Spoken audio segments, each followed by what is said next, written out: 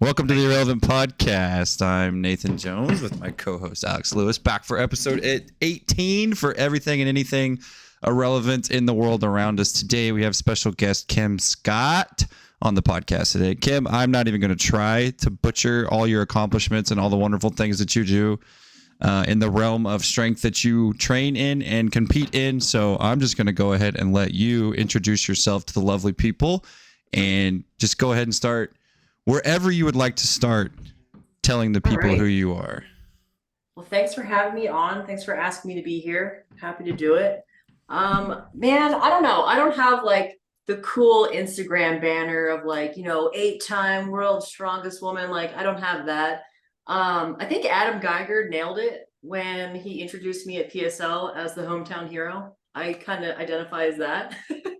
Um, I've been in the world of strength sports for 7 years. I like to say that I compete semi-professionally in the fact that I do not own a pro card, but I throw myself into every pro show I can because that's the caliber of athlete I like I like competing with. So yeah, I mean that's my highlight. That's how I like to be known. So how do you? Okay, I do have a question, Alex. Look at me. I'm Yeah, already on the. I'm on the board here. go for it. What? I have no idea. The strong man, strong woman thing. That's just a complete. I don't know hardly anything about it. So how do you go about getting a pro card? What keeps you from getting a pro card or anything like Yes. that? So honestly, my biggest barrier to a pro card is I am afraid that achieving that, I will have just ticked something off my list. And now it's like, now I'm done. Now what? Like now, okay, you did the thing. I truly enjoy the sport. I love the community of the sport. I love competing with my friends locally. I love going internationally and getting my ass handed to me by others. Like, if I achieve that pro card status, I can't do the local shows with my weight class friends anymore. I can't do those kinds of things. So it's a little bit biased on my part. That's kind of why I keep myself out of that ring. Interesting. Yeah, that's what everybody says. They're like, oh, okay. So it's Do like you have to win a show in the pro class to get the card? Is that how it works? Yeah, so you can locally compete in a strongman corporation sanctioned show, so not USS SC. I believe you either win your top of your weight class and you can bypass regionals and go right to nationals, or I think if you place or there's not enough people in your class, you'd have to go to a regional event, podium at regional, and then go to nationals. Once you're at nationals, my familiarity is you podium at nationals, and then the top 20% of that weight class will then get invites to Arnold. So if you win the Arnold, you get your pro card, or you could also win nationals. I think how confident are you that you could do that? I could do it. I love that. Yeah, Yeah, just screw it. I I could could. do it. I could absolutely do it. Like That's awesome. it's not like it's not ability, it's not strength, it's not like, oh, you're scared holding me back. It's desire, it's want. It's that's just not on my bucket list right now. Got you. Yeah. Yeah. So how? So Have- so go ahead. Well, Nope, go ahead. well, strongman, like just from the outside looking in, and again, I'm not diverse in what it is, but just understanding, not really understanding CrossFit either, but watching CrossFit and then watching strongman, it just seems like the events are always there's like your standard events that always seem to come into play, but then there's always stuff that's always all over the place. Totally. And so, like, is it kind of similar in that capacity as far as how it relates to CrossFit, and how do you go about like preparing for that? Yeah, I think that's a really good point. So I think a lot of times in CrossFit, I did that for a couple of years too. Absolutely nowhere near the level I'm doing strongman at, just like local mom box thing. But I think what CrossFit makes you prepared for in strongman is you'll see it in medley events, you'll see it in like weird timed events. You don't have time to train for it. You don't have the stuff to train on. You just have to show up and be strong. CrossFit's a lot like that too. Right. When you do those like medley event, what I would refer to as a medley event, I don't think like even Tia Claire Toomey, like she probably doesn't have like a full-on obstacle course at her house to train on. So she just shows up and she's fast. So I think the two sports are really similar there, and there really are events that you just need to be strong. You just need to be athletic, and you just got to run for it. Whereas like, overhead or a pull, yeah, you're going to train those. Those are technical. That is a little bit of ability right there. But for the most part, those two sports, I see a lot of similarities there. Some of the positions that like strongmen get into, like it just, I'm like, that looks miserable. Like I think I watched Alex. I think I watched your guy do the stones or something, Mostly miserable. and I was like, that just looks absolutely miserable. Like Yeah. knowing how much that thing weighs and knowing the position in that you have to pick that thing up in, and then try to vault it over that height. I'm just like, or put it up on the platform. I'm like, no, thank you. That just That looks was one of- Keep a miserable. neutral spine.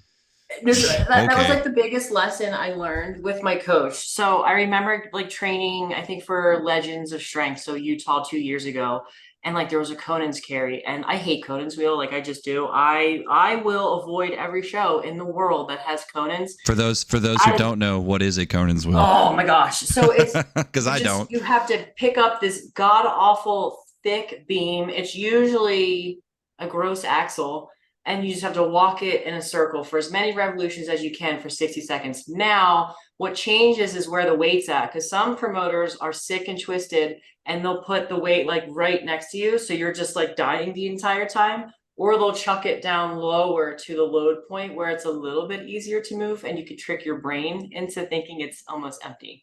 Depends on the level of sick the promoter is, but yeah. But I remember training for that event and just like being so beaten down and like on the phone with Terry, like this never, like I don't feel good doing this. Like I can't do it. I don't feel good.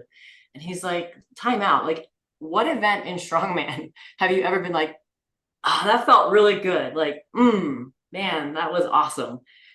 And it's like once you kind of come to that realization of it hurts the whole thing, the whole time, the whole 5 minutes that we compete in a weekend, if it's 5 events, you're in pain. Yeah, And that's just reality. It looks like that. It looks absolutely miserable. I know nothing about it, and that's exactly where my brain goes. Is like that looks painful. Everything I see, like the what's the one that I think of the most, like the Hercules hold. Is that the one where you have to when like? you're out here. Oh my gosh, that looks absolutely miserable. So I actually really enjoy that because I can just turn off. Like I sing the ABCs. How many times I get through the ABCs in my head is how many minutes, like how many seconds I've gone. Like I know that. So I can just kind of go somewhere else for that. But if you can't, you're going to have a bad time. Yeah. So like, how long have you held that? What's your longest hold? Man, I did Steve Foshin's show like 6 years ago, and I couldn't tell you the weight in hand. But my first show, I think I went over a minute 20, minute 30. With just getting I'm split good in at half. standing still. It's just getting split in half. You're just holding that for a minute. I can stand still for a while. Just Is this your next adventure, Alex? Are you gonna, after this powerlifting phase is over? Are you I gonna doubt it. you gonna venture Maybe into one. this? Maybe I'll strongman? try it one time. you should try it one time. Oh, one time. I think you're sadistic enough, right? Yeah. Oh, I'm definitely sadistic enough. That part is no. If you can go through the boring powerlifting training, you can totally. You're sick. Boring enough. powerlifting training. My training's not that boring. Squat That's bench pretty dead. fun. Squat bench dead.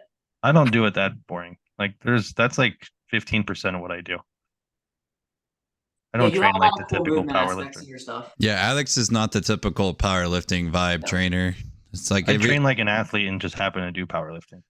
There you go. Yeah. How that goes. Mm.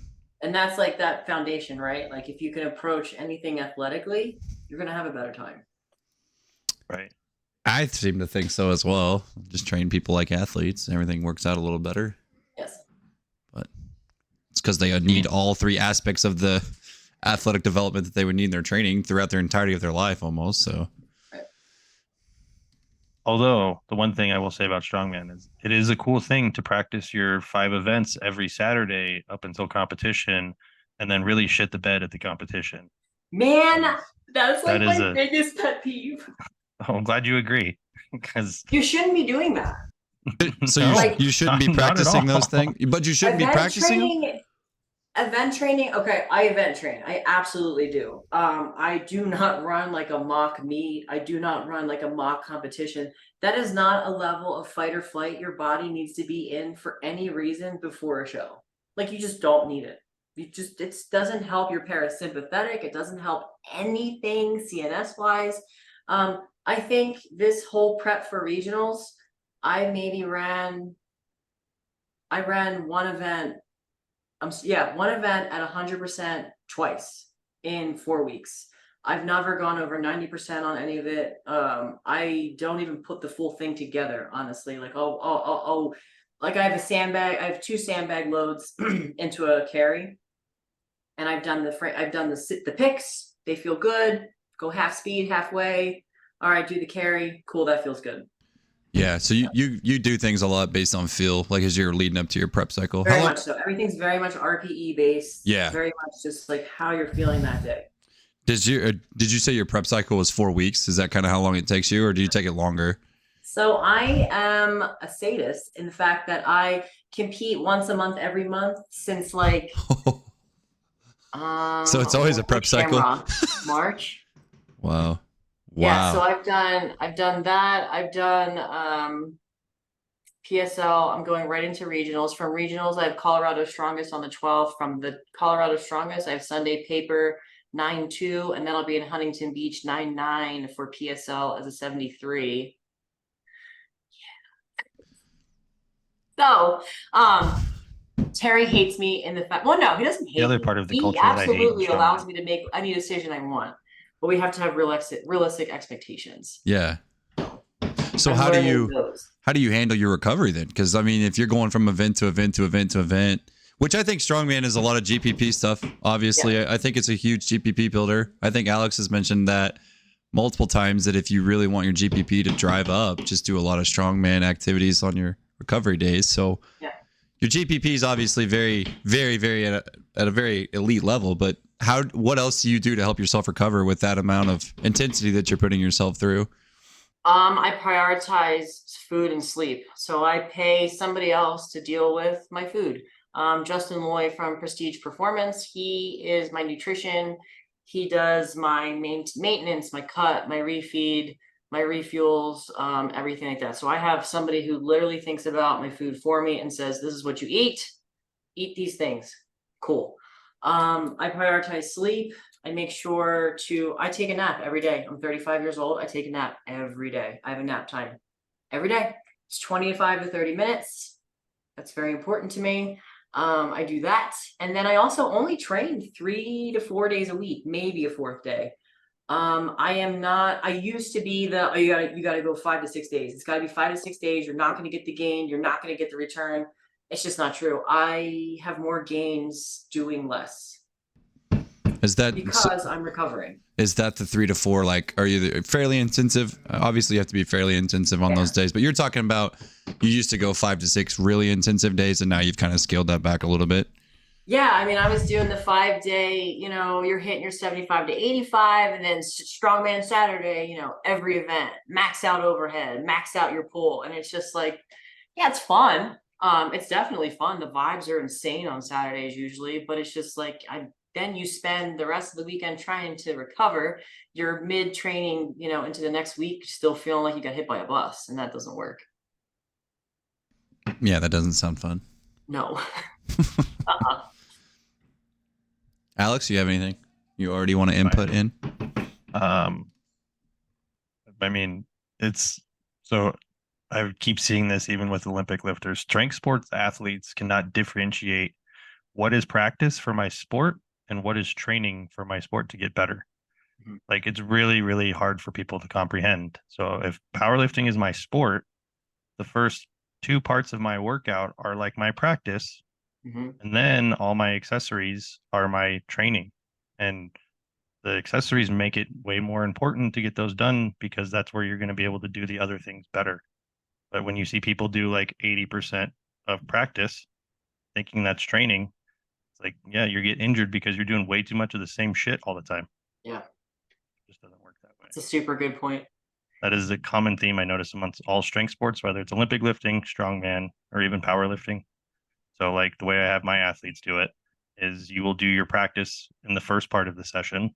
And then the second half of the session will be your training to help with whatever your weak points are from practice. Yes, that's a lot of my structure as well, and I really like that. And it also has opened my eyes to, I don't know if you noticed this too. I'm sure you have athletes, and I'm sure we've all been guilty of it. They'll take that first 20%, like your 2 main lifts, whatever it is for your sport, nail it, hit it out of the park, it's good. all right, cool. I'm not gonna do accessories. Like I'll just combine them tomorrow with my upper body day. Like it's fine. It'll still transfer over. What do I've you had a think? couple people do that. That's And does it transfer? no, it never No, does. no. I The always have. important stuff is the mundane, boring shit that Yeah. nobody wants to see. People always ask, like, I got my main work done. Can I just do my accessories tomorrow? Because I have to leave. And I'm like, it's not how that works. I mean, you can leave, but that's just not how that works. Just don't come Yeah. back. Yeah. Yeah, I mean, you're actively making like nerve pathways, and then you're just like, all right, I'm just gonna go. I'm just gonna leave, and we'll figure it out again tomorrow. Well, it's just all. I mean, I don't know. The little things are what make the people really good at this stuff. Yeah. Like you don't get success by doing it once. It's like you have to create habits, and if the habits aren't there, then it's probably a fluke most of the time. Yes, definitely. How did you get into lifting, Kim? I was at home with kids. I had just had my second child, my son, and we moved to Colorado when he was like just shy of a year old. So we didn't have like, many like friends or like really community out here because we're brand new. And with like two little kids at home, it's like impossible to make friends because you're kind of a dumpster fire. Um, and I started working in our small town, and a couple of the girls that I were working with, they were like, hey, like we all work out over here in the mornings. It was a CrossFit box, and they introduced me. I actually joined CrossFit during the open, like I guess like when the boxes all do like the local open or whatever. And that was terrifying. Like I almost didn't come back because they were doing like Fran, I think, for one of the, and I'm like, No, thank you. No, thank everyone's you. like doing the crazy and I'm like, I don't know if I want to do that. So I came back the next morning during like I think like a 9:30 class, and they were benching, and I had never benched before, like nothing. Like I'm a fresh 118 pounds maybe, and they're like, here, try this out, and I benched 115 pounds, like almost my body weight, and I was like, okay, sign me up. I don't care. Like, I'm gonna do this. This is really cool. You people have been working out here forever, and the girls are like benching 95 pounds, and I just walk in off the street and like hit a 115, which is like, oh, okay now, but like in that time, I'm like, that's it. I'm gonna do this now. So I did CrossFit for a while. Terrible at it. Can't do gymnastics to save my life. I don't know if you like know any of my body measurements, but I'm like a giant spider, so I just look not great for gymnastics. And a strength coach locally, his gym closed, and he needed to store some of his strongman equipment at our box. And my coaches were friends, and he was like, hey, I'm going to do an intro strength class. You should stop by. And he rolled in Atlas stones and the Rogue women's log. And I'm like, what's that? And I learned how to shoulder a 95-pound Atlas stone that night. And I was like, okay, I'm not doing this anymore. I'm doing this. And that was it. Like, second I saw an Atlas stone, I was in. Yeah. I think stones are so terrible. I think I would have went the other way. And I hate them now. Yeah, I would have ran the other way on that one. I was like, oh man, this is so new and cool. And now, 100 years in, it's like, ugh. Well, you got to do it every event. Every fucking event has some sort of stone. Like that is the only constant in strongman. It's like, oh, there's going to be a stone loading event. Outside of that, you could be fucking tipping cars or cows, or I mean, it doesn't matter. Like anything goes. Hey, we'd be good about. We're good about that around here. What's the most obscure event you've had to participate in? Oh man. Or like top 3 worst ones ever outside of the Conan's wheel. So in Utah, we had like, I forget what they even called it. It was like a Viking yoke or something. And it's like, imagine like 3 to 4 telephone poles tied together with like welded in the same length with like welded yoke arms on it. So there's zero stability. You can almost not clear the ground with it. And when you put it down, it is going to go ahead and just cut your head off because it weighs significantly more than you. And you had to do it for distance, and nobody, I think, broke like more than 5 to 8 feet because you're literally fighting for your life. Nice. So that one was no thank you. Don't want to do that again. Other than that, sketchy wise, I had a stupid tug of war for a tiebreaker before. That was just dumb. Like as a competitor, I was like a little bit insulted. Like, really, tug of war after busting my ass all day here? Okay. So that one annoyed me. I don't know if it was a bad one or just pissed me off. Sounds like both. Sounds like both. It was both. Yeah. Like it was like really tug of war. Okay. That was dumb. Other than that though, really like that biking one, that one really just, and then I guess a sandbag press, but it was like a long sandbag, like a long skinny one, like a ruck bag. And you had to like clean it and press it, and you could like go over this way, but you couldn't like tap the ground, and that was dumb.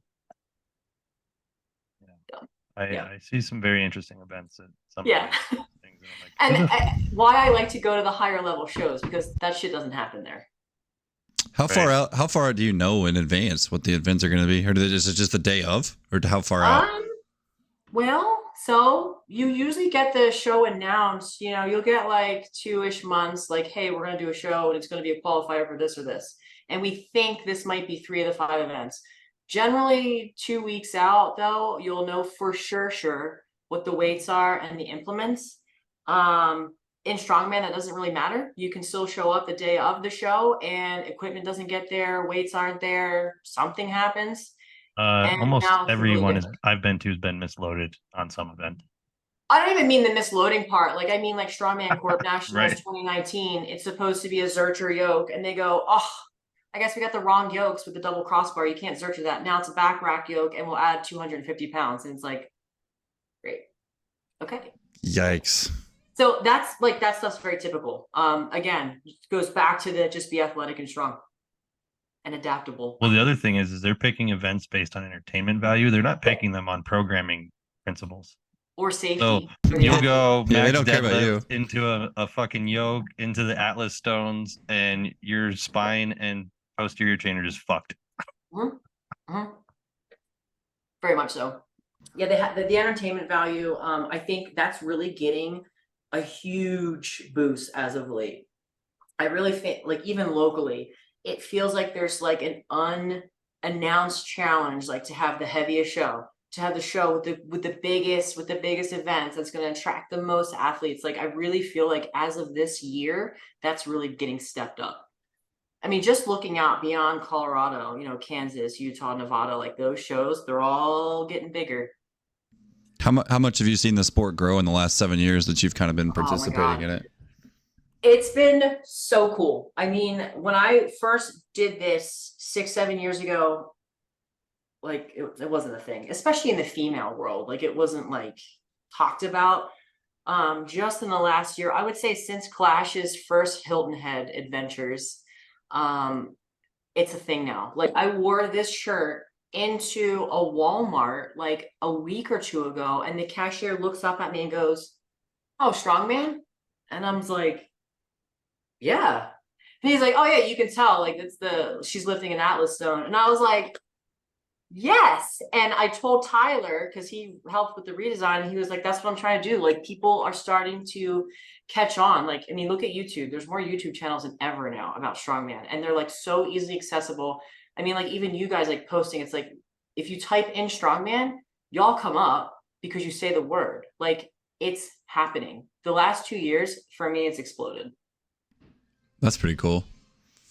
Yeah, to get a little bit of recognition in a Walmart, it's I was like, yeah. Oh, cool. Yeah. It was awesome. Our Walmarts don't even have people working at them really anymore. You have robots. That's pretty random. You have robots at your Walmarts? Well, we have at the Walmart, there are people that stand and watch you check your stuff out, but they don't actually have any. They have like one cashier line. Oh yeah. That's pretty common. Yeah. And everyone else is just stocking the shelves. Well, and these people are just standing there. I'm like, what is you're getting paid just to stand here? Have you seen the new cash register fucking things that will scan your items for you? You place it under the fucking thing, and it's like, oh, here's this. I'm like, all right. Yeah, it just scans the whole thing. I saw at King Supers yesterday, the funniest one though. It's the fucking self-checkout with the conveyor belt. Like, you have someone to bag the groceries for you, and then you just walk to the end and bag them yourself. I was like, get the fuck out of here. What are we doing? Is that where we've gotten to Yes. as a people? Like, this is it. Yeah. They're like, so those are the self-checkouts for the people that have too much shit. They're like, hey, you got to use the conveyor belt. Get the fuck out of here. Like, we're not letting you take up these quick stations. Well, You should be able to just like walk over and just clear it off the floor. Well, No, good. it used to be 20 items or less, and those don't even exist anymore. And it's like, golly, what are we doing? Nathan, Now you probably don't have we this. don't have bags in Colorado anymore. Yeah, What? but they do. And at King Supers, it asks you, it says, how many bags would you like to purchase? like a And I go, penny. none. I'm not purchasing any bags. You so have I'll to- just my take them. shirt. Thank you. Purchase your bag? Oh, Yeah. dude, it's California 2.0 here. What It are we is. doing? Fucking Did terrible. you know that if you pay a couple cents for every plastic bag, you save a sea turtle? I bet you didn't know that. You don't, though. I know you've seen the Seaspiracy movie, I'm sure. We'll The save no fucking sea fishing nets. turtles. It's like selling stars. Like, what are we talking about here? Yeah, that's I a just like use my brilliant shirt. marketing campaign, right? Awesome. Like, buy a star for Yeah, someone. buy a star that Fucking awesome. 20 other Whoever did 1,000 that. people have already bought too. Brilliant. Fucking brilliant. I We was should in have a got on Five that. So Below. smart. I was in a Five Below with my kids getting party supplies for like a barbecue we were having, and I did the same thing. Like, I didn't want to pay for bags. Just like took my shirt off, made it into like a thing, just put everything in there, just walked Just out take the store. bags, Kim. It's okay. Cashier's Like the King, looking at ones me, at I'm King like- Supers ask you if you want to pay for them. They don't tell you you have to. It says how many bags would you like to purchase? Yeah, King Super. I don't want to purchase any, any, so I just say none and I take my bag and I leave. Yep. Fuck them. Yeah, I'm not paying for it. Thank you. I No. already did with the The food. workers there, like, if you ever have anybody help you, they'll hit no for you. Mhm. That's why I Good was like, people. oh, this is all just a scam. Good people. They All are. right. There are still some good people out there. All There right. There are. Even They're very in few and far between. Colorado, even in In Colorado. I mean, not in certain parts. No. Let me tell you, where I am located, there's fucking, I'm like a needle in a haystack. So what part of Colorado are you in, Kim? I'm in Castle Rock. How far is that from you, Alex? I don't know Colorado, Like an obviously. hour. Okay. It's like an hour. Yeah. Yeah. Yeah. Okay. Is it a little better her I gotta way? drive to that Colorado strongest. It's gonna be fucking fun. It's like a 2-hour drive Be for me so or some far. shit. I live in like the new house construction communities, so it's all like either retirees or very young families. So it's super quiet. It's insanely suburban, which is great because I have, a 9-11-year-old, so it works out really well. It's a stark contrast from where I was born and raised in Philly. Oh, Okay, you're from that makes more sense. Philly. Wow. Gosh. I told Alex I went to Philly one time and I'm like, I'm never Probably going never back. even go. I'm never Yeah. going back. I Yeah. went. Are the That's cheesesteaks that good, understandable. Kim? Huh? Are the cheesesteaks that good? They're pretty banging. They are? Yeah, they're pretty good. It's pretty mid out here. Like I've never even tried one out food here. I know better. Here's trash as a whole, really. Well, there's far less diversity in people. What do you expect? That's Just why. by sheer numbers back there, you're gonna have better stuff. Yeah. But then you Yeah. have to deal with all those people. Yeah, And Philly that's stuff. the other side of it. Yeah. It's and nice and the here wonderful 'cause politics people that they are bring less. about. Yeah. Mm-mm.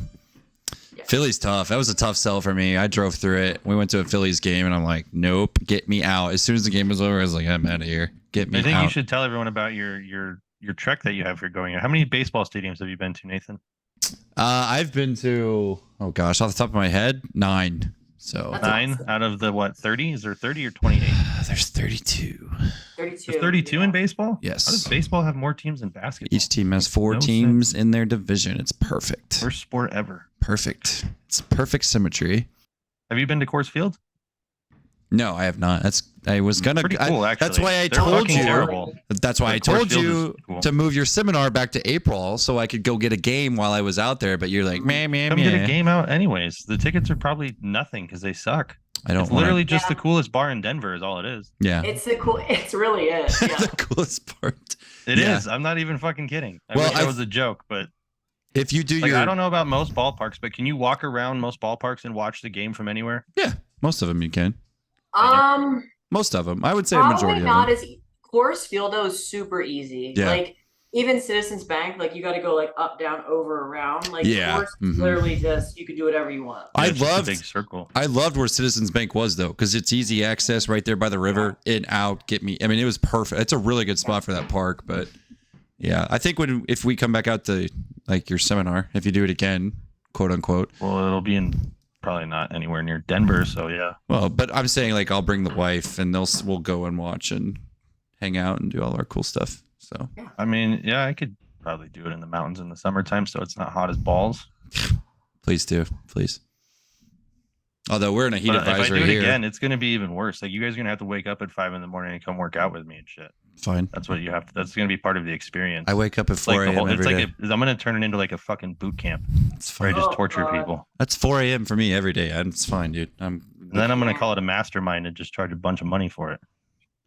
Kim's not gonna make it. She's take a nap halfway through. She's I like, have to take time a out. nap. Dude, are you kidding me? Kim would fucking make us both look bad. Probably. So Kim, out of watching all the strongman competitors I've ever watched, is probably the most tenacious person that is out there competing. It's Thank fucking you. incredible. It's the most entertaining thing to watch. So Thank you. she I makes take all the it guys very look like seriously, and pussies. I love it. It's really Thank you. bad. So Can you explain the video that I was trying to watch one of your videos the other day? I think it's like you were holding something behind you and doing reps with it, and something happened, or like at the end of it, it was just that exhausting and excruciating, and it looked like you had like a moment there where I felt like you were gonna pass out or throw up or something like that. What was it Me? like? Yeah, I was That like, happens a lot. what? Yeah, I was like watching the video and I was like, when you got to the end, I'm like, oh my god. Oh, probably the car deadlift simulator. So that Yeah. goes really, really, really, really well until it doesn't, and then you're just like done. Yeah. Yeah. That one, again, I got to like the top of the 7th, 8th rep, and I was like, hell yeah. And then like you go down for the 9th rep, and you're like, actually, I'm lightheaded. I'm gonna sit down. But the nice thing is you can just sit right there. Yeah, I thought you were gonna pass out. I'm like, oh, she's gone. She's going. Yeah. That one goes quick, and Terry will fault me for it. And he's probably, if he ever hears this, he's gonna be like, yeah, because you don't breathe at the top, idiot. And I'm like, yeah, you're right. So that's why. Yeah, don't be like me. You should No. breathe. Yeah. I think more people sound like they need to be like you as far as you should tenacity is definitely have concerned. Kim's work ethic. Yeah, So exactly. Yeah. maybe be a little smarter about it. I could be smarter. Yes. I'm sure she does plenty of dumb shit. I do. Goes with the work ethic usually. What is that? What is with that correlation? Why is it that people that want to work hard always do something stupid? Because you're pushing the envelope. Yeah. And you're never satisfied. It's just If you know you're never going to be satisfied, shouldn't you just take the small wins and keep chugging along? Yes, and that has honestly, in all truthfulness, that's been an important part of my development this year. That's been like an athlete development thing that Terry and I are working on. Every training session, I should be able to look back and say, this went like shit, but here's the good that I took out of that. Or if that went really well, great, what are we going to grow on that the next session? Because like, in all honesty, you know, if I'm working out, 3 to 4 times a week in a training cycle per month, that's 12 sessions. Of those 12 sessions, I can honestly say probably 3 of them, I'm like, oh, hell yeah, those went awesome. The other 9 were like, okay, that one could have warmed up better for. That one, I could have hit a better top set, something. And like realizing that and understanding that and processing that has been such a mental growth for me, instead of dwelling like circus dumbbell. If that didn't feel snappy on Monday, today's Wednesday. I shouldn't be thinking about that anymore. That was Monday's problem. It's not Wednesday's problem anymore, because if it's Wednesday's problem, it's going to carry over. And that's something that like I've been working very hard at mentally to get past, and I'm happy where I'm at with it. Let go. Yeah. let it go. Oh no. Oh, Let it go. Let it go. Let Yeah. it go. Because like fails happen. Oh well, it's okay. Unless they snap your back in half like mine, but whatever. Right. Yeah. I mean, I didn't try to make fail. I got the programming weight so up. that they don't have to fail and they can just keep winning all the time. But that's clearly not good enough for some people. I just I want You know. to. gotta just I want to really win go bigger. fucking YOLO. Yeah, I about want it. to win bigger. I want to be. And you're not the only one. That's the mind blowing part. It's It's like like this is the trend I see. I give people results consistently, but yet they're not quite big enough. So let's fuck ourselves up and take a few steps back, because nope, we don't want to be. It's too like good. you're at Let's the not do that. fair. It's like you're at the fair and you're trying to win the prize, and it's like you win a prize. Yeah, that's cool. But then there's that big ass teddy bear just It's sitting the there, big one at and you're top, like, yeah. heck yeah, I'm gonna go for the big ass That teddy one. bear. Here we go. Yeah. Well, hopefully, when it comes to using your body to do that, you learn that I'm going to take the small, consistent wins. I won the teddy bear. I just didn't walk away from it for the next 2 Didn't months. win the fucking teddy bear, bro. That was a shitty A little form. bit. Like, I think what I need to do. you failed that technically by technique. Like, yeah, you got the weight off the ground, but your technique sucked balls. I think I need a competition to work towards so that I don't feel like I have to win in the training environment, because I feel like that's what happens to people is they don't have outlets to actually compete in, and then they're like, oh, I'm just competing with myself on the floor all the time. Oh yeah. Just and- come out here on November 18th. You can compete with me. Yeah, I don't think I'll be ready by then at that rate, apparently. So See what happens. and just embarrass myself. I'm good. Well, I mean, I embarrassed myself. I don't think so. Thank you. I shit the bed on bench press real bad. Real bad. Yeah. So Arlie, he's having a rough day. You might have to send him a nice little gold star message today. He struggled with his bench press today. He didn't get the number he wanted. He didn't get the number he wanted. So. You guys are all pessimistic over there. So no, we were pumped. We thought he was going to throw it through the roof. He didn't throw it through the roof, but it's okay. He PR'd. He just it wasn't the PR we wanted. But maybe you guys need to do more Don't be greedy with press. a PR though. PR is a PR. Yeah. We're going to see brief maximal tension gets him in the right. It was so weird because like all the chains and the bands and everything else worked really well. Like everyone else was like 30-pound PR, 25-pound PR. And then Arlie, their nervous system just weren't as developed. Right. So That's I think all that happened. Like my rugby player getting these 50, 60-pound PRs is not because he magically got fucking that much stronger in 6 weeks. It's just his nervous system actually is getting more efficient and he can dig deep and do it now. Yep. So I think that's the misconception with bands a lot is like, okay, I train with bands for like 2 weeks. Like, okay, I'm going to be so good. Like top and the bottom. Do we want to go down this rabbit hole? Oh yeah. Go down. Kim, there's a lot of problems with bands. The first being the people that don't understand what they're doing don't use enough band tension. Yes. So then nothing happens. Or they don't measure it. I get yelled at that for all the time because like I'll set my bands up and I'm like, this is gonna be great. And I'll video it and I go down the bottom like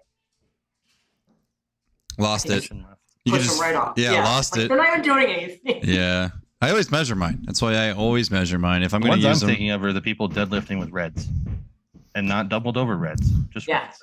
It's gotta be doubled over. Absolutely possible for deadlift. It doesn't even like. It doesn't do anything. In the chart, it's not even a thing. You got to deadlift 400 pounds and you start with the fucking purples. Yep. Or they do doubled. They do double overed reds though, like you said. They will do double over reds. I have double over reds a lot for deads, or it'll be the double, but it'll be like the front pull. So like it's actually just locking my lats because I don't like to do that, and I have to make that better. So you don't like to set your back, huh? I rush it. Sounds familiar. But when I don't rush it, beautiful. Yeah, that's my problem. I'm just like, I'm going to get this weight off the floor as fast as humanly possible. Yep. Yeah. Well, gotta slow down. And strongman, they get to hitch and do whatever they can to get it off the ground. So Kim really just gets after it. Yeah, it goes. I really just get it to my kneecaps and then just like take a couple breaths and then just lean literally back do like a sissy squat and stand it up. Oh. Yeah, incredible. I don't know it's if a you pretty guys impressive watched feat. my last deadlifts at PSL, but that's how those went. So how do the stones progress in weight? What's the weight progression? Depends on how they're made. Yeah. It's just, it could be anything. It could be, depends on if they filled it with stuff. Like it's all kind of like there's different diameters too. It's fucked. So the heavier they get, the bigger they have to get, right? Right. Because that's the biggest thing is like trying to get a hold on those things just seems like impossible. Oh no, they tear right into you. It's not really that big of a problem. I feel like you just have to grit it and bear it.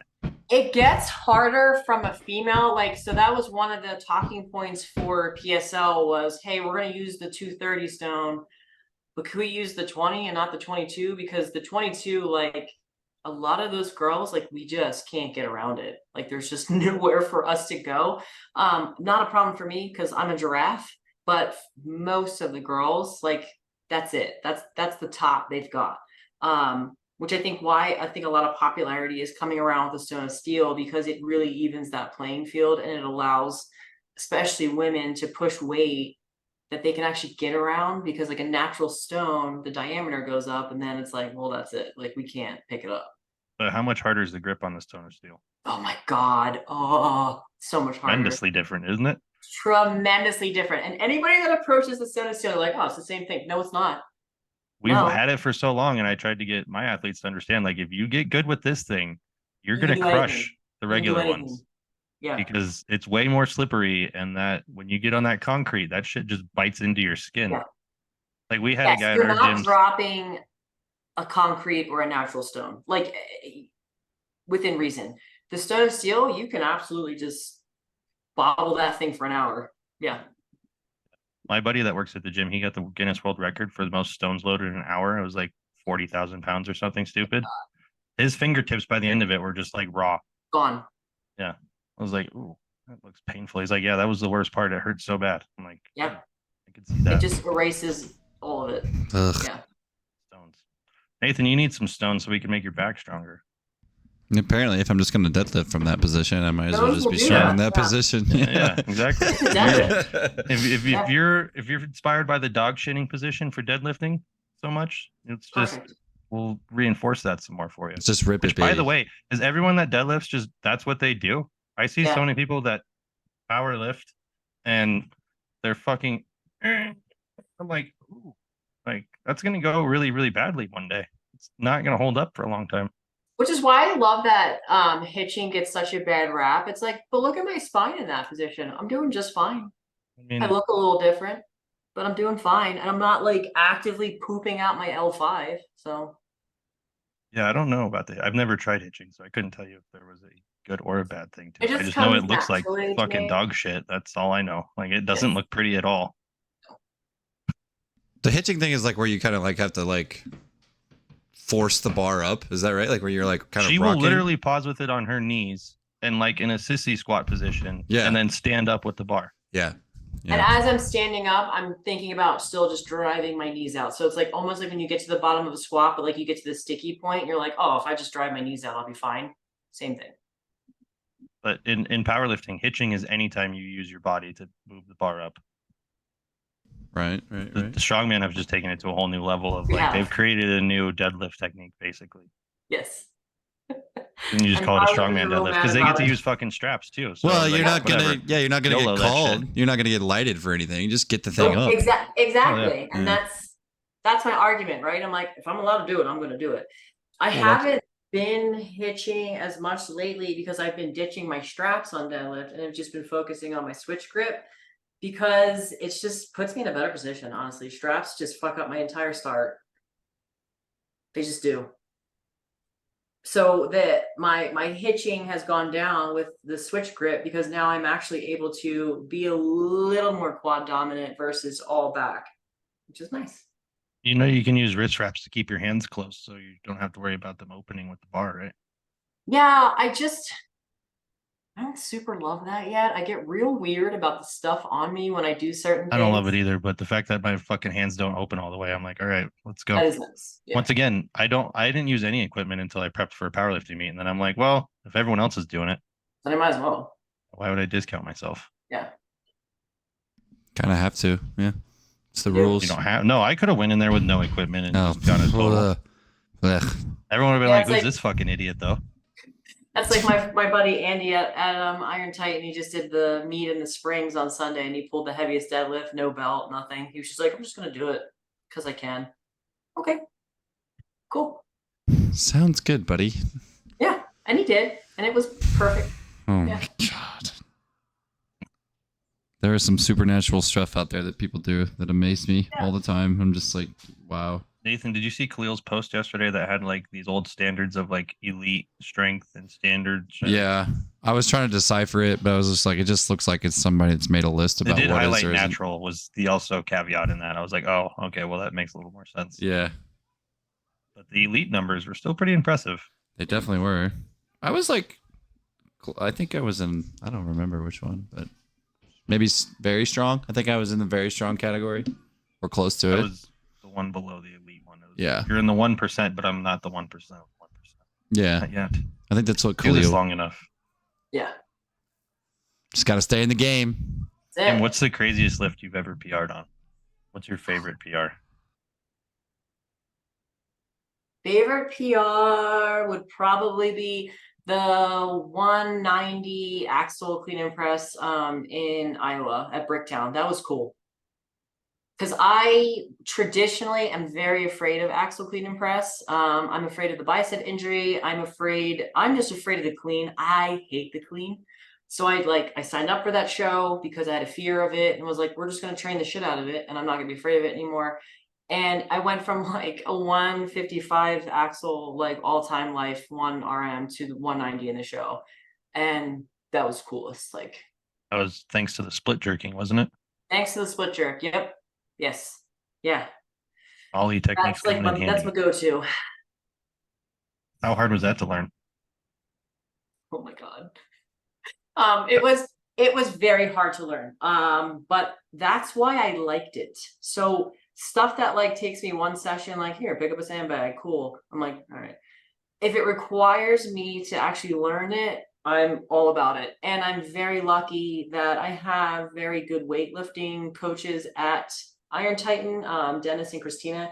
They are like the OGs of the gym. So they worked with me a ton in person. Terry has just awesome cues as per usual that just helped me out tremendously. And we spoke quite a bit during my training sessions. So it was extremely hard to learn, but an insanely powerful tool to have in my tool belt. And I'm still learning it. Like I by no means would sit here and be like, I am a world-class split jerker. I think in the strongman world, I'm better than most, but that's about it. You think you get 200 now? Yeah, I do.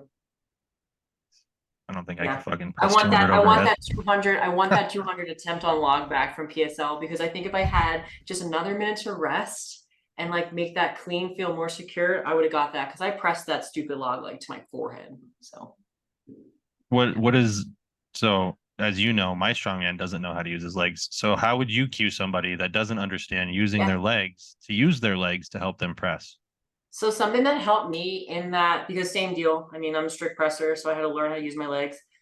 We did a lot of staggered stance pause dips. So in the split jerk position, like you had already split, recover a little bit, and then dip that front knee so you're in that position to pop under. Using no arms, no shoulders. That helped me a lot. That is a very challenging drill, and it will piss you off for like 2 months. But then you'll get it one day and your body remembers that. I also did a lot of paused power jerks. So again, spending 2 to 3 seconds in that dip and then exploding under. So you don't get to re-dip from that. You have to go under and drop. That really helps just make your brain use your legs, because again, your arms are out of the equation now. If your legs don't do the thing, you're going to hit yourself in the face with the log or the bar. And you kind of do that 2, 3 times and you don't do it anymore. What makes so yeah, you should do that. What makes the log so much more difficult than just a normal like strict barbell overhead press, that for people who don't understand what the log even is? Yeah. Just the sheer diameter of it. Is it harder though? Axle, I can hang out right here and talk to you guys, but the log, you have to be back. It's like basically here to there. I think it depends on the person, Nathan. Okay, that's fair. I just don't know the the big answer to guys. these The things. log is easier because they're so fucking huge. They're in a neutral grip. Yeah, I'm not just, kidding. Like yeah, they just rest just it on their rolls chest up and their press body. it up. Yeah. Yeah, I saw like I see videos of guys are just sitting there with it on their chest trying to find their next movement, and I'm just like, you're Not do that. just chilling there with that weight. What are we doing? And then just whoop. But no, axle, I can totally hang out for a second, like get my hand right, do a little of this business. But log, it's like if it's here, it's like 3, 2, 1, you gotta go. Because I'm not breathing at that point again.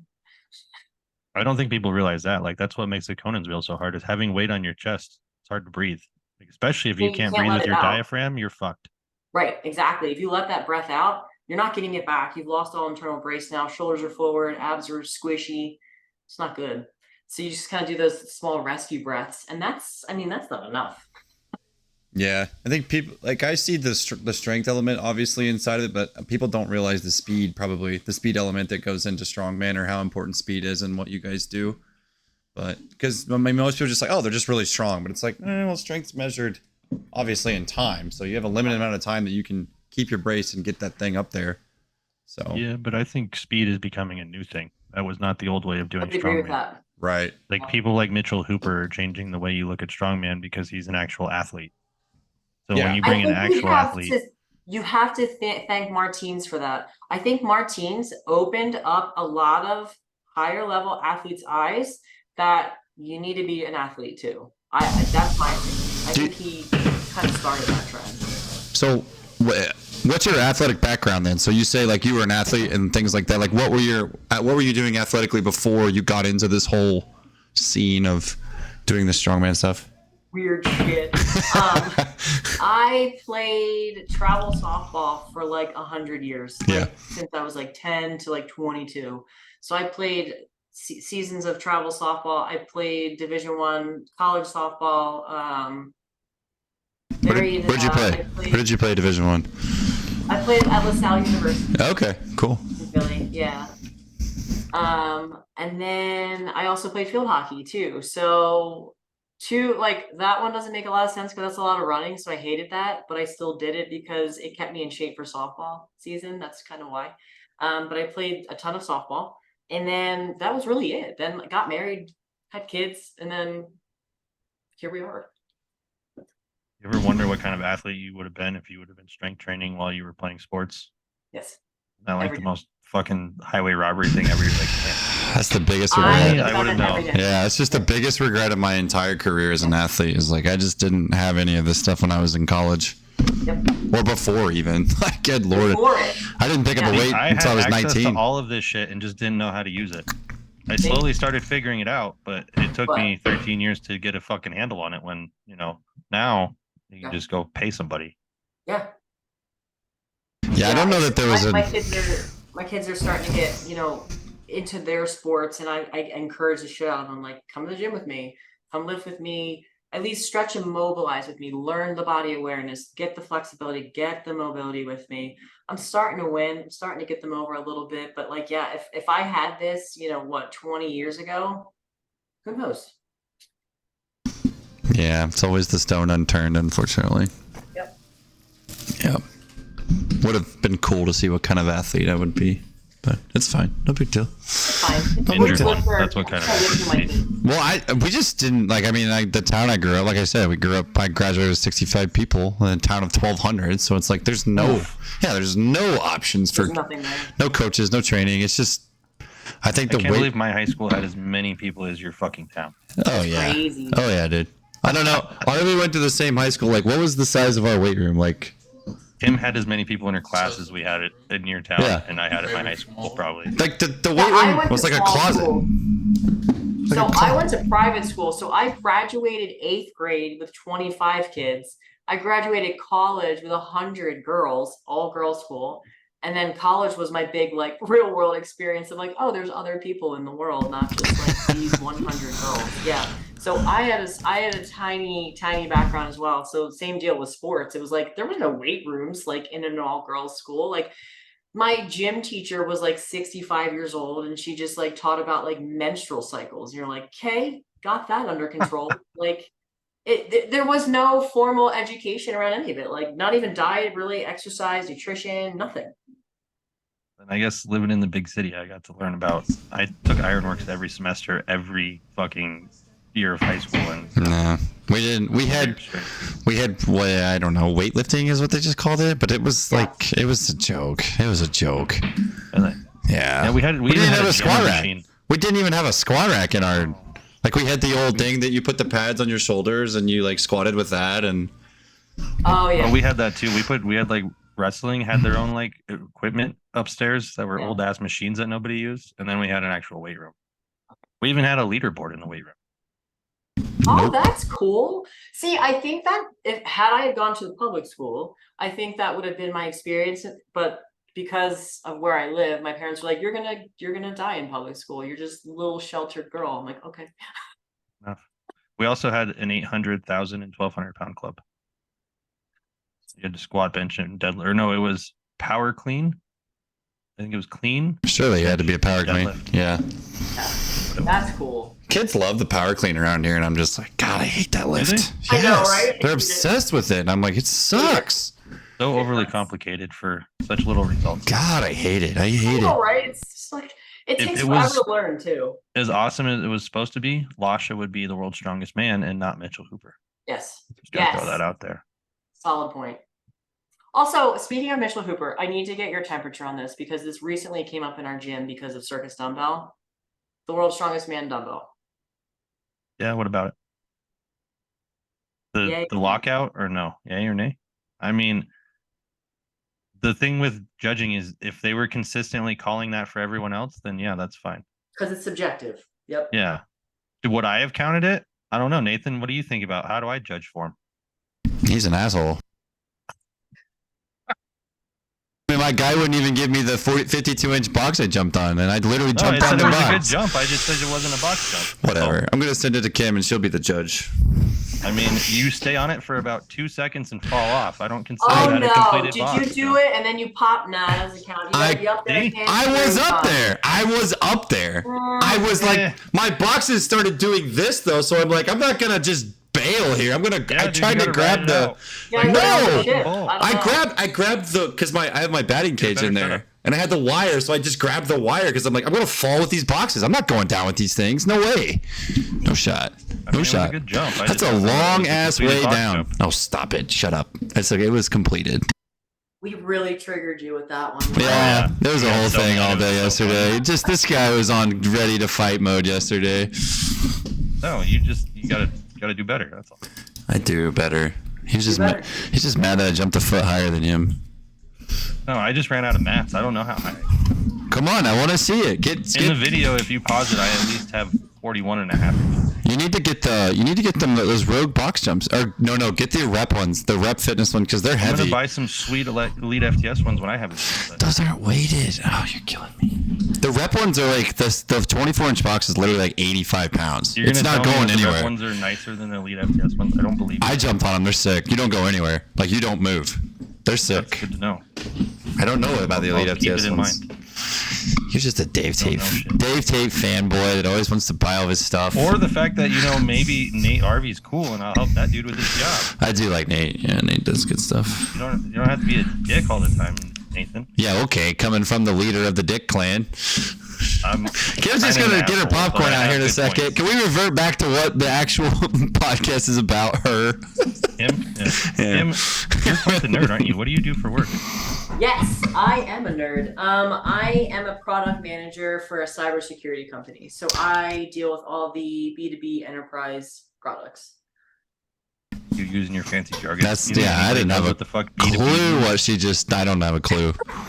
B2B is business to Okay, business so like communications. basically, if you need cybersecurity training and you Google it, you'll most likely get my company, and then you'll buy stuff from us to train your people, and we give you certifications. So I basically just help manage the product direction and strategy and vision and feature development for our customers. So when the features suck, it's your fault. It's my fault. Yep. Nice. All right. Yeah. I'm gonna try one of these out just so I can blame you. Everybody There just you go. call You can. Kim. Everybody else does. Yeah, call Everybody Kim. else does? Yeah. You're the fall guy. You always blame the enterprise team. That's just like how that goes. Yeah. Is that a monotonous job or is it change a lot or? No, it's pretty cool. I like it. So I like it a lot because of the people. I'm lucky that the company that I work at, it's global. So I have like 14 different time zones and countries, and just like the interactions are really neat because it's not that typical like American office where it's like, hey Bob, hey Steve. Like I'm collaborating with people all over the world to find solutions to things, which is really nice. It lets me be creative and free thinking. I don't have a lot of red tape. I'm empowered by management a lot to make decisions, and that feels really good. It's definitely taken me a while to get here. I've done like the analyst jobs where it's very much monotonous and blah. So this has been a really cool transitional period for like my professional career. I'm enjoying it. Yeah. You have to work from home, I'm assuming. I do. I've been Same thing with working us. from home since before COVID. So everyone's always like, oh, I'm like, no, I've always been from home, which is pretty great. I can't imagine ever going back into an office again. I just don't think it's necessary. Nathan, have you ever worked in an office? No, can't say I wanted to or had the desire to ever go into one. So The no. only job that I've had that was more depressing than going to an office every day was working at Walmart. That's fair. That's like Yeah. 1A and 1B. They were not much different from one No. another, even though the environments were obscurely different. Yeah. No, I But never it's like kind of the same. Yeah. couldn't do it. I would have found anything other than going into one of those jobs. But I mean, if you have to travel too, like that helps. I have a little bit of travel on my end, which is nice again, because then it's just sharing time with the global folks and like getting together for that. So that's really great. But this is like a perfect balance. I'm home. I can be home for the kids. I have the ability to travel for my competitions. For example, we're leaving tonight for North Carolina, and it's nice to be able to work from wherever. Are you competing in North Carolina? Yes, I have regionals on Saturday. Oh, The, Jesus. the OSG Mid-Atlantic regionals. Yeah, Nuts. I You're know. like a nightmare athlete to deal with. Yes. Bless Terry's Terry heart. loves it. Good job, He Terry. loves it. He doesn't. Nobody else knows this, but I I'm his don't think favorite. he loves it, but I think he loves the results of it. Because nobody likes programming around that many fucking competitions. It's I know. impossible. And It's It's just like, impossible. you want to talk about like the most slow growth ever. Like, hope you're in this for 15 years because Yep. We actually just had that conversation. It's funny that you said that, you know, of the growth conversation, you know, for example, my training blocks last week were peaking circus dumbbell for regionals for Saturday, and then hitting my 85 to 90% log for Colorado Strongest. So I have to have like pretty much all of my events at a 90% peak range at any given time. And we just had that discussion of, okay, like after this is over, like this is over then. We're taking a season, we're going to build strength, we're going to build athleticism. Like we have to do that to get more growth. Because I am going to head for plateau soon if I don't do that. And I know that, I hear it loud and clear. So it's definitely something that pretty much after September, it's like, okay, let's rebuild, you know, build for OSG and build for the rest of the year. 3 to 4 months of dedicated training on getting stronger and more athletic will make you get so much better at your sport. It's not Totally. I'm looking forward to it. So all you kids out there that think you need to compete year round, and just listen to what Kim just said. Take some time off to do some other things and refocus. You Why are your have to. kids I so mean, you stupid need it these mentally days? and physically. It used to be you, or at least I would play football, and then I would play basketball, and then I would run track, Mhm. and then we would start that process over again. I tried baseball in there, but that shit was boring. So It's just like everything's one sport centered in focus. It's like, do this year round. Do you get that pushed out there on your kids already? Is there already like people trying to like push your kids in that direction, or do your kids go into those avenues yet, or how does that look for your kids? Yeah, like they're both passionate about their sports. So my daughter is getting very competitive with volleyball, and my son's getting very competitive with football. But his problem is we can only do flag football right now for his age group.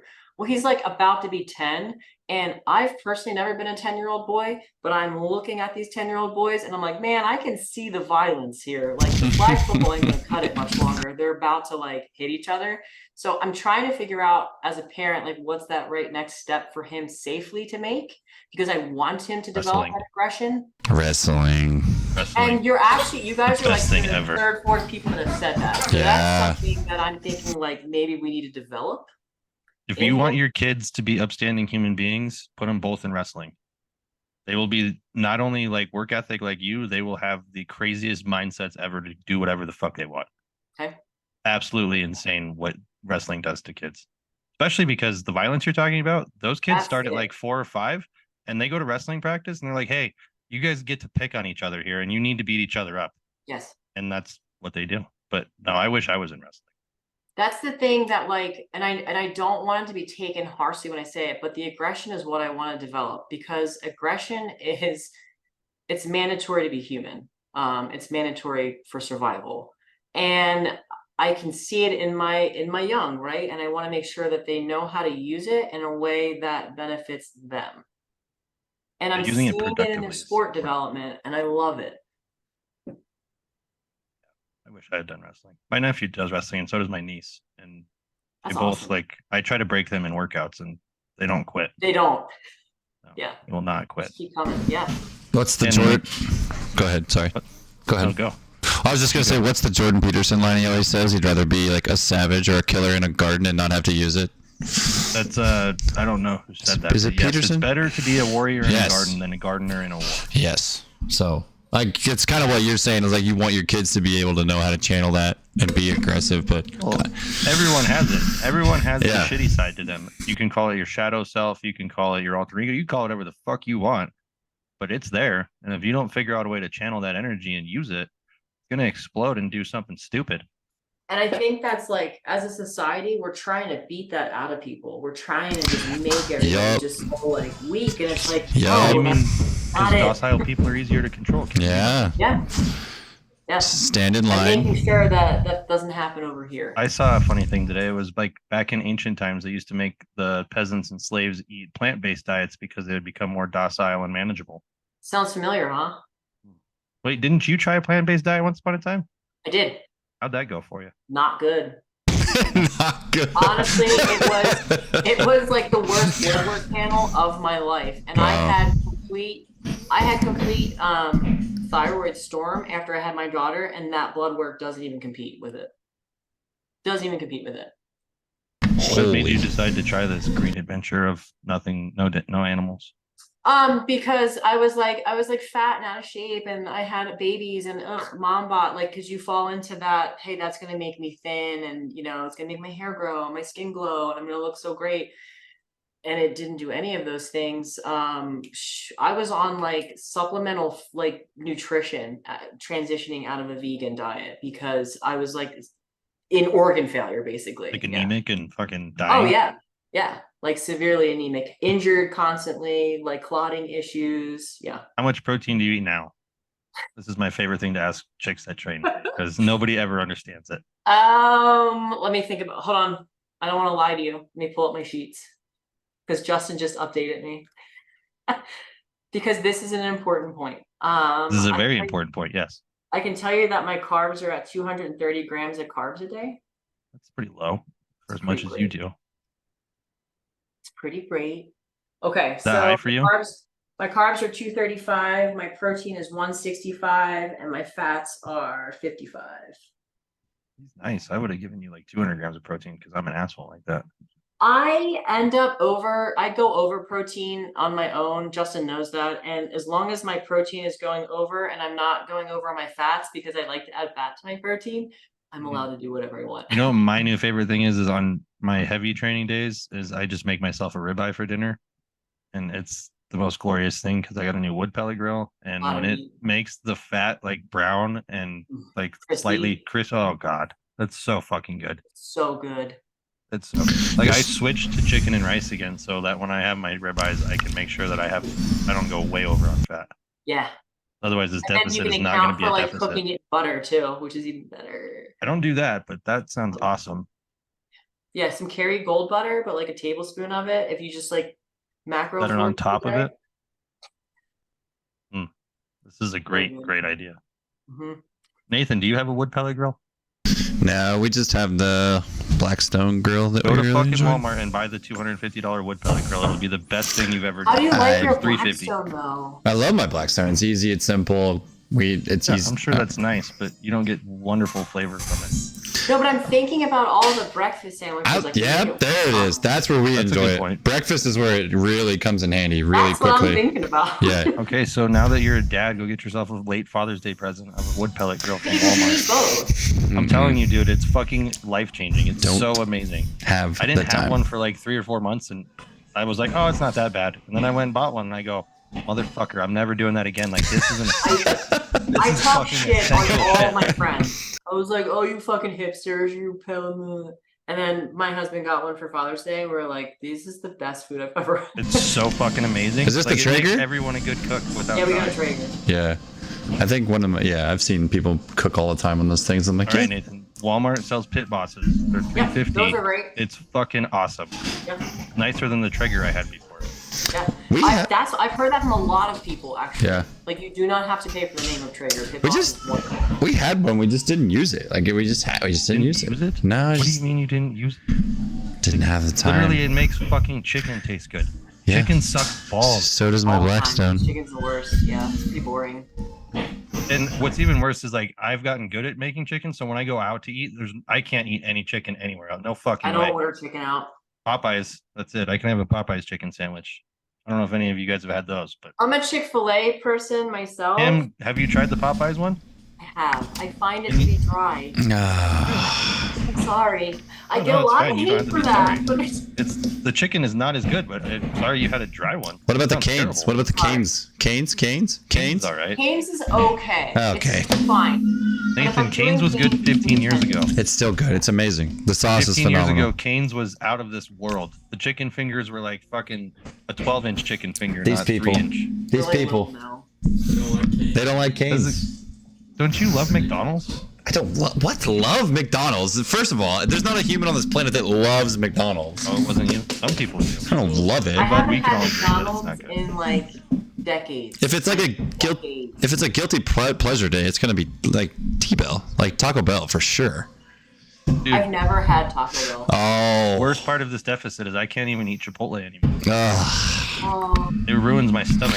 I had some at Red Rocks the other day, and I was like, for 12 hours the next day, I'm like, why does my stomach still hurt? Like, how is this possible? Tough. Fucking No. Chipotle. T-Bell Breakfast Crunch Wrap is awesome. I've never tried that. I've never tried breakfast So Taco Bell. good. Bold move. No, it's so good. It'll change your world, dude. And they're cheap too, like comparatively. Someone told me that about Chick-fil-A's breakfast, and when I tried that, it was shit. No, Like, this was what like did you get? the chicken biscuit. It's dry. yeah, it's very dry. Yes, and Yeah. it fell apart. It was the worst biscuit I've ever had. Their bowls are okay. Their bowls are Their pretty good. burritos are real good. I like the burritos. Get the fuck out of here. Burritos, Kim? yeah. You live in Colorado. We have real Mexicans to make burritos, and Yeah, they're but they can delicious. they shove the little chicken nuggets in there with hash browns. I love that shit. I really do. That sounds like Taco John's makes a burrito that's like that. Have you ever been to Taco John's, Kim? Do they have one in Castle Rock? Oh. I don't know. They have a potato burrito at Taco John's where they will put chicken and then tater tots inside of it and sour cream and the whole bit. It's pretty tasty. That's what I want is a tater tot in there. I do. They put the whole hash brown in their breakfast crunch wrap. Like the whole, like it's a crunch wrap this big, and then the whole thing is a freaking hash brown. It's amazing. And then they put With the eggs? zesty sauce, eggs, zesty sauce, What the fuck bacon. is zesty sauce? It's like the stuff they put on their quesadillas. Dude, it's so Is freaking it better good. than a cheesy gordita crunch? Yes. It's not the. It's the best thing at Taco Bell, is it not? Yeah, Arlie completely agrees. So it's fire. What does he know?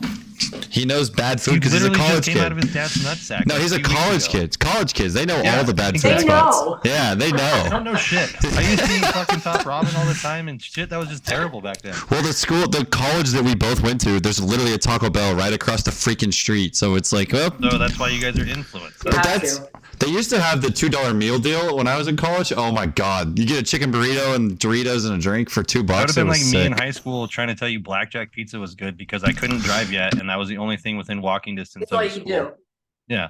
Well, I mean, that like, was Burger King. you don't know for me. better. Burger It's King was okay. across the street, so Burger King was the best thing ever because I canceled. oh, God, And Burger it's King. not. Burger King's garbage. It's not. It's not. So bad. No. No, I although mean- you can get 10 nugs for $1.50 or something like that. So that's not bad. But, like, say I'm Burger not King's going to better than Burger King McDonald's. for nuggets. Like they're not known for nuggets. Like I I'm like going for a deals. Whopper. I like going deals for a though. Whopper. Yeah, Yeah. Whoppers are pretty decent. they're pretty good. There's a Burger King by my gym that at least when I worked at IBM a few years ago, which was way across the highway, it was the best Burger King I'd ever had. I haven't tried Yeah. it recently, but Burger King's that flame pretty good. broiled. If I'm going for like a burger cheat meal though, I'm going Five Guys. Thank you. Thank I you. Fucking thank just- you. Five Guys is So good. sick. Yeah. Add the good. third patty, just fuck me right up. Oh, Whoa, it's whoa, so whoa, good. whoa, whoa. You can add a third patty? Yes, Hold the 1,000%. horses. What Yes! the fuck have I been doing with Where my have you life? been? So how to? Oh, Where have you my been? Sweet Jesus. Tomorrow's ribeye is now turned into a triple cheeseburger from Five Guys. Add the third patty. Oh, it's so good, dude. So $27 later for my third It's patty fine. and Yeah. small fries. It's worth every penny. It's worth it. It's so Before I was like cool with the 15 because I'm like, that's a double cheeseburger. It's better than most of the restaurants around here. Not a bad deal. Now Third Kim just patty. added another $6 to my fucking burger. Sure pretty did. much, but it's worth It's every worth penny. it. Mhm. Triple patty? Their What? fries, however, suck. Their fries are not They're- good. Yeah, marginal at best. Yeah, they're not great. Have you ever had Good Times, Nathan? I don't Thing think. out No, there? I haven't had that Didn't one. make it that far? No, I Good didn't. Times fries are Mhm. absolutely fucking exquisite. And their They're pretty wild good. fried dipping sauce is amazing too. Man, that dipping sauce. But it's only in like 3 states. Like Good Times is not anywhere. We used to have Started one in like Boulder. right next to my house and it closed and now it's way close to the gym, which is a real bummer, but like I can get it on the way home, so that's great. Yeah, I mean, you still lucked out. You know what's also cool? Your gym is not that far from Voodoo Donuts. It's really not. It's so close. It's terrifying. Like, every time I go down there, I'm like, well, it's on my way back. I could just, I mean, I you might know, as well. yeah, like YOLO. Just There's throws some it in really your good brain. sushi there too, but it's really expensive. How excited are you for Colorado Strongest? I'm pretty excited for that. That's gonna be fun. Yeah, it should be a good time, right? I'm excited for that. Yeah. That would be BFE, but you know. Yeah, I mean, I'm excited for like Brando and like I know he's put a lot of work into this. It's gonna be pretty cool. I hope the pro classes and stuff fill out. I saw my friend Lauren Ryder. She signed up for a pro class. Kind of makes me want to do that. Yeah. You didn't sign up for the pro class? You're just in I the didn't. No, open? I didn't. I wanted to be a middleweight for the log, but now I'm kind of like, progress wouldn't be that hard. I always I look at the stone numbers and like I look at the yoke and I'm like, it would be hard, but I would like it. If I ever do one, it's just going to be a max overhead because that's my weakest one. So I'm just going to do whatever's empty and fucking move on. Boom. Thanks for coming. Not zero. Thanks for playing. I'm all done here. Yeah. Yeah. Well, that's what people don't get about strongman. You're not supposed to win the events. No. You're supposed to do in the top 3 of all the events, so you win by the end. Yes. Yes. Unless, Going into every event with the gotta win mentality, no, you're gonna have a bad day. Although I think Mitchell Hooper did almost win every event that he was in. And that is absolutely happens, incredible. And that just happens because of your skill level, fine. But like, you know, if you're first and second with somebody all day and card deadlift's gonna jack you up if you like black out and get 40 reps, well then don't do that. Like, well, you see that happen though all the time. You see people's egos take over in the middle of the event and they don't think about any of that stuff. I've been there. Been there. Oh, I've done it. Yeah, I've been guilty of it where it's like you could have stopped 5 reps ago. Okay, sorry. Yeah. And that's just something that you gotta write down for the next one. Like, How wrecked are you after those? Like, you know what? I can't complain. After PSL, after Shamrock, after the last 3 shows I've done, I've honestly like that next morning hasn't been that bad. It's like weird. Like I don't know how to feel about that because like you have that. For me, it's guilt. It's like, oh, I didn't go hard enough because that's called good conditioning, Kim. Right. And it's like, and that's the piece that it's like, no, like you shouldn't feel like you got hit by a bus unless you had a misstep or something, you know, like there were injuries, like that does happen. But for the most part, like I feel pretty great, pretty okay the next day. Like, you know, Terry's like, hey, do you want to start hitting your programming again on Monday or do you want a week off? It's like, yeah, you can start loading me back up. Like I don't feel awful. I've definitely noticed that like maybe after that first week back after a heavier show like PSL, it kind of catches up to me a little bit slower. Whereas like maybe that second week of training, I'll kind of ask for like, hey, can we have more, you know, like mobility stuff versus 90% of stuff. So that's like really been the biggest change. You said you competed in Kansas. Where out in Kansas? How far east do you get? Oh, I haven't competed in Kansas yet. Okay. The big part of the group usually does. So I've been noticing lately Kansas shows have been really like increasing in like, I've never competed in Kansas because the shows are just too light. But in the last year or so, I've seen the shows get heavier and it's like, huh, all right, that one's on my radar now.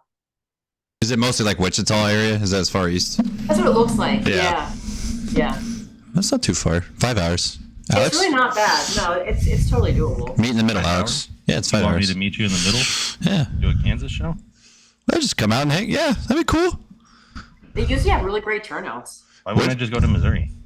Because it's another 5 hours. Isn't it 5? Is Wichita probably 5 for you? I don't know. It's probably 5. I think it's probably 5. I think it's like the halfway point when I came out to your way. It sounds like misery. Well, Kansas is worse than Missouri because it's just flat. It's nothing. way worse. All of it sounds pretty shitty. No, Missouri's great compared to Kansas. It's not even close. I think if I want to start traveling to compete, I'm going to go to somewhere cool. I know that's my family's ass too. Like every time we travel with you, it's like the worst places. I'm sorry. Yeah. Strong people are not in cool places. We're not. They're in the places where there's nothing to do. And you can just like, that's why Ohio is the mecca of strength training. Is those fucking people have nothing. There's nothing. They just get to eat all the time and work out. OSG this year is West Virginia. It's on the beach though, isn't it? Isn't it near the beach? Yeah, so that part's kind of cool.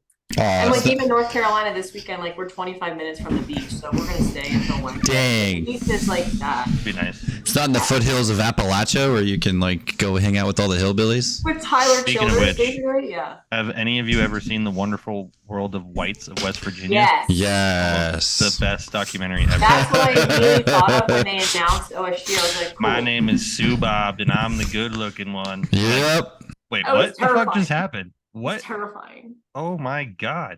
It's like those are real Trailer people. Park Boys times 10. Come on now. Dude, But, like, Trailer in Park real Boys life- has nothing on those people. Those people were running drugs through the town like it was nobody's business. Like Yeah. they were the criminal masterminds of the town. What does that say about the town? Not good things. No. No, they were the ones to make the movie about in the town. The rest of the town just is shit. Yep, pretty much. If anyone listening has ever seen The Wonderful Whites of West Virginia, It's quite the documentary. by far the And best if you movie Johnny haven't, Knoxville's I'm ever been pretty a part sure it's of. on Hulu right now and Netflix. It should be if it's not, because it's fucking Pretty amazing. sure it is. It Yeah. is, and Sue Bob That's is the produced star by of the Johnny show. Knoxville, right? Yes, it is. Yeah. Best movie he's ever been a part of. No, Jackass takes the cake. What are you talking about? Dude, I don't know. I've seen a lot of obscure documentaries, and that fucking thing is amazing. It's good. It's very good. Yeah. Have you guys ever seen Grizzly Man? I don't think so. I have not. Oh, fuck. Amazing. It's on my Imagine list. this. A guy that is so terrified about admitting he's gay, he decides to go live with grizzly bears. And Cool. spoiler alert, Wow. Oh, they yeah. eat that motherfucker alive. Yeah. Bears don't care if you're gay or straight. They're going to eat you. No, he hangs out with them for months. Okay. And they end up just eating him alive. I said the audio of it's terrible. I have a client that's going out to Wyoming Friday, Doty, and like they're gonna go on like a 2-week trail. But they just heard in the news that like some lady went out on a run and got mauled by a grizzly bear. So she's like she's a little worried when she goes out there. There are real animals out here. Yeah. Oh yeah. Oh yeah. Her husband's been out there and done it like 2 or 3 times, but now she's gonna go and actually do it with him for the first time. So she's like, you're gonna go everywhere with me in case there's a grizzly bear. I just watched a video of a person compared to a wolf, and this wolf literally put this person's head in their mouth. Their entire fucking head fit in the wolf's mouth. And the idiots that live in this state were like, yeah, we should reintroduce wolves. What the fuck are you talking about? Yeah, that was fun. I like to be in, nature once in a while. I don't want to have to worry about. Is there already mountain lions? That's not a real conversation that's happening in Denver or in Colorado. Oh, they already approved it. That's because these people. There's so many people in the cities that are fucking idiots. They can get away with voting on stuff like this. Well, that's what I'm saying. So like, it's gonna happen. Yeah, it was a real initiative. They're already here from Yellowstone. Yeah. Like they've already migrated down from Yellowstone, which the ones they put in Yellowstone were Canadian wolves that are way bigger than what Yellowstone was supposed to have. But when we had fires a few years ago and our whole state was burning, there was wolves in my town wandering around because the fucking mountains were burning. And like pretty much everybody living in Denver is like, this is such a great idea. We should have wolves again. And now the farmers are like, cool. They've been murdering them. Like well, they freaking should be because we're killing their livestock. Yeah, the ranchers are just fucking out in full force. They just kill those fucking things. Yeah. This is literally the show Yellowstone. Here we go, baby. And I'm pretty sure like any policing authority in those areas are just like, all right. Yeah, no, they do the same thing. We have people in the mountains that are so crazy. They were fucking shooting at police drones and like it was like rifle or something. Somebody got in trouble for that. Like they were flying police drones around. They're fucking shooting them down. Well, don't fly. I mean, we let a stupid Chinese spy balloon camp over our country for a couple of days. Hey, that was a weather balloon. Obviously, the ranchers are worried. That's just speculation, Kim. You calm down over there. Right. You calm down over there. Get your propaganda out of here. Take my tinfoil hat off. Well, if we go down this rabbit hole, this is going to be a 4-hour podcast. Like all the conspiracies that turned out. I mean, they're all true, but whatever. That's what I literally, I think I've said this before on this podcast. I heard a quote the other day that was like, this comedian was like, so you're telling me that you think someone's normal if they don't believe in any of the conspiracy theories? Like, you just think the government's doing their job, everything's good, everything they're telling you is true. Like, you don't believe in at least one conspiracy theory? Like, you ain't a normal person. You're not normal. Like, no. The worst part is they've released Operation Northwoods, right? So does anybody know what Operation Northwoods is? Mm-hmm. So in the 60s, there was a plan for them to have Cubans hijack planes and crash them so that we could infiltrate Cuba and go to war with the Soviets that were over there, right? And this is a document that JFK knew about and wouldn't sign off on. And, well, he's no longer with us, so I wonder why that happened. But yes, this is public knowledge. You can go look at Operation Northwoods, and it's like, oh, they were going to hijack planes in the 60s? And then 40 years later, wait a second, hold on. This is familiar. It doesn't work that way. Can we just get the Kennedy files to be released, please? Like, That'll never happen. CIA I just want them to be real. I want them to come Lyndon out. B. Johnson helped the CIA, and fucking they just murked that fool. All 5 of the shooters. That was supposedly one crazy dude. Yeah, just one. Which, if you watch that video, there's no way you could ever reload and shoot that many times that fast with a bolt action rifle. Not with what they were. About? Yeah, not what they were claiming. They actually used. Yeah. Like what? No. Well, just like on September 11th when NORAD, the place that went, let me tell you, the year before, 74 out of 74 in intercepting planes goes 0 for 4 in one day. Like what? That's fishy. Interesting. Have you ever been to the 9/11 memorial? No. Yes. Phenomenal. Absolutely phenomenal. Like one of the best things. Everyone needs to go there. Everyone. It's like people that are like, 9/11 doesn't really matter anymore. It happened a long time. It's like, shut up. Go. Like, shut up and go. Yeah, it'll change your life. It's pretty cool. So... I don't know if I need to see that. I remember watching it happen in real time. Yeah. It was good on that. It was crazy. We went when we stopped in New York on our way to USS Nationals 2022, and it was heavy. It is very emotional. Like you immediately remember where you were when that happened. Yeah, that's a day that like literally I can tell you everything that happened that day. Everything. So that it was crazy. Breakfast and watch the second plane hit. That didn't look good. I think I was in fourth grade. I was in fourth grade when that happened. I was in sixth grade. Eighth grade. Crazy. Oh. Anyway, this is taking a weird turn. We got to conspiracy theories by the end of this podcast. Of course, I knew this was going to happen. It was bound to happen. But then you have all these people who get cardiac arrest now because it's just a normal thing. He was waiting for it. He was waiting for it. I knew it was coming out today. Did you see the CNN thing about LeBron James's kid? Yes, sure did. I didn't see the CNN thing. So bad. No. Sanjay Gupta's like, well, just these are things that were now occurring that we didn't know about before. Well, they weren't occurring before. Oh, really? I wonder why that might be. Yeah. Because we rushed a product out that wasn't ready. Oh, we didn't do anything, but they did for sure. I mean, we as a society is what I'm saying. No. It was a very small number of people. Well, we as a society signed up to get in line for it. Yeah. Like we got in line for it. They've been duped since the television was created, so really it's the same old narrative that the government always tries to do: cause panic, cause terror, and then provide a solution. If you listen to Mr. Klaus Schwab, there's another pandemic that's going to happen. Yeah, crazy.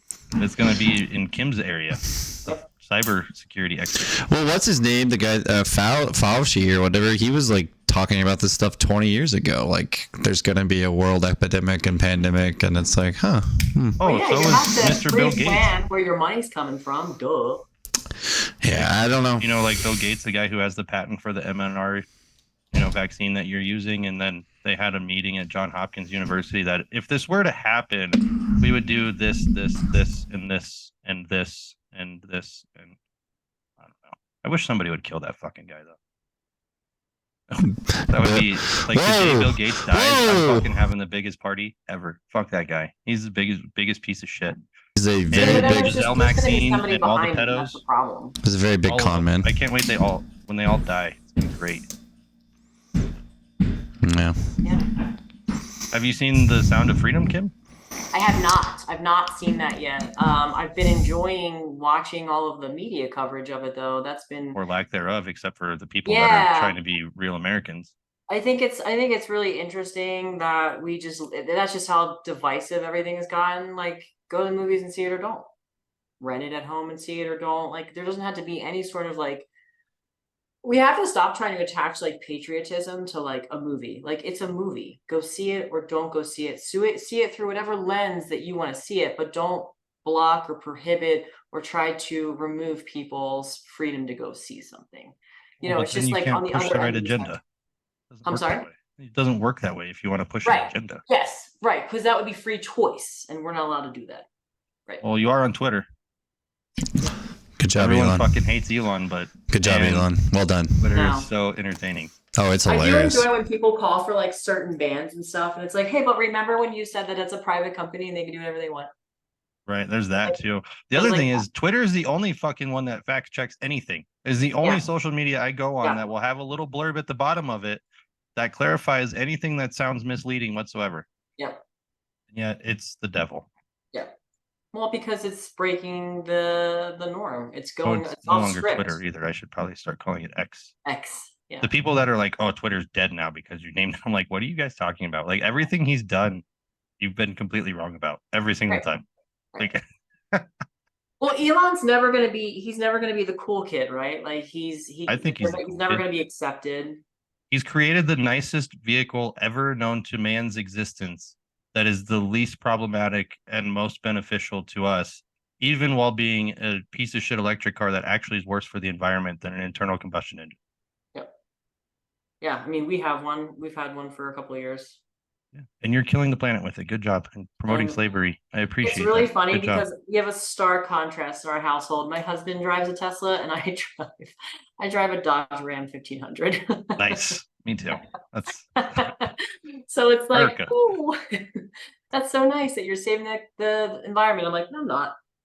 No, thank But you. I mean, you're doing more for the environment than those I batteries are. am. Did you see I the don't thing have in a Australia giant this week battery that to go everyone's dump. all pissed off about the windmills? Yeah, Have you seen this windmill controversy lately? I have. Mm-hmm. Have you seen it, Nathan? I've seen it. I haven't played into The it yet. fucking windmills in Australia, they have to put coal in to get them to work. Huh? Wait a second. What? Hold on. I thought we were going green. And then they have some out in the fucking ocean just sitting there doing nothing. Mhm. And then the people in Australia didn't know this, but you can't bury them or do anything with them. Do you know where they go in the United States, by the way? This is a fun fact. Wyoming. Government pays Wyoming to fucking bury these things or just let them sit there, basically. But the people in Australia finally figured this out, and they're like flabbergasted because there's just fucking boneyards of windmills that don't do anything.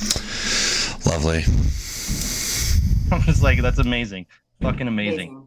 Amazing. Take your green energy and shove it up your ass, please. Yep. But, you know, have fun with your gay ass electric cars. What, or like, did you see in Virginia when it snowed last year, all the electric cars that just died on the road and they can't do anything with them? Yeah. Can't charge them. You can't, nothing. They're like, oh, cool. You're just done. You're just done. Although, did you see this today, Kim? They created a new superconductor that is 100% energy efficient and doesn't lose any energy when it transfers power. Huh? I did not see that. Yeah. So there will be no more holding onto your cell phone and it burning up while you're trying to multitask on it. That would be nice because it does that. Yeah, they created this chemical that they make these superconductors out of, and they transfer all of the energy without any heat dissipation. Damn. Okay. I'll have to look into that. So technology is about to get super cool. It's about to be $3,000 to buy that phone, but sure. It already is. Well, they were talking about like they can replace nuclear reactors with it and shit. Because it'll generate insane amounts of energy and not put out any heat. Okay. That's pretty cool. Heat Yeah. is what you have to redirect and cool, and you have the waste that you have to pull away from the reactor and all that. So Yeah, that's the hardest part. That's the worst part. Right. So someone created some crazy fucking chemical or something that they make that's super conductive. Wow, that's kind of cool. So there's hope for humanity yet, as long as Klaus doesn't win. Yes. Although I'm not eating any fucking bugs. That guy can eat a dick. Yeah. But they have protein in them. Passing on the bugs. They don't fucking have protein in it. Just kidding.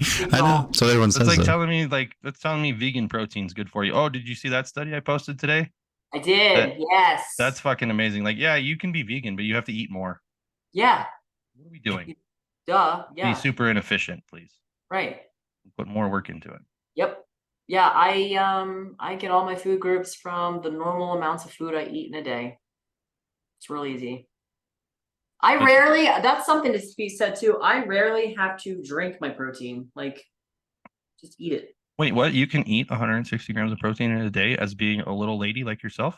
Crazy, right? It's like we were made to do that or something. I don't know. It's so weird, right?